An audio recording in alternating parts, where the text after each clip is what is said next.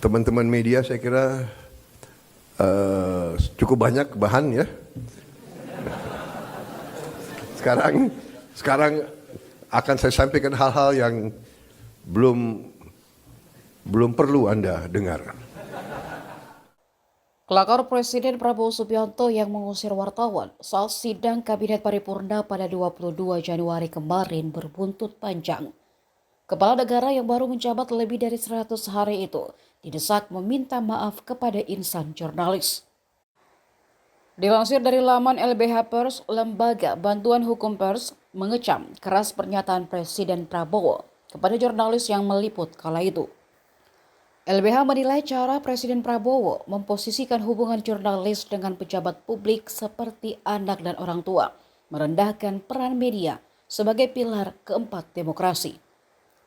Pers adalah elemen penting dalam menjamin hak atas informasi sebagaimana diatur dalam pasal 28F Undang-Undang Dasar 1945 dan pasal 4 ayat 3 Undang-Undang Nomor 40 Tahun 1999 tentang pers yang menyatakan bahwa pers memiliki kebebasan untuk mencari, memperoleh, dan menyebarluaskan informasi.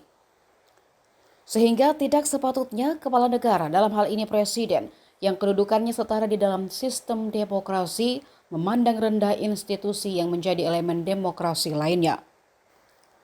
Cara presiden menyampaikannya dengan kelakar yang merendahkan justru menunjukkan arogansi dan sikap antipati terhadap pers. Teman-teman media saya kira cukup banyak bahan ya.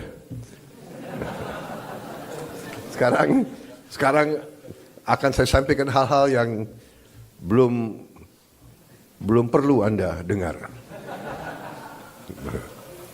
Kan begitu kan? Saya kira media ini masih muda-muda ya.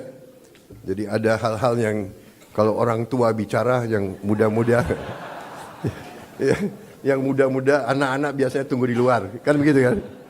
Ya. Terima kasih sementara. Ya.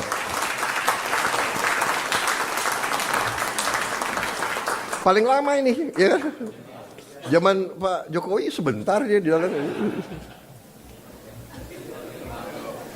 Download Tribun X sekarang.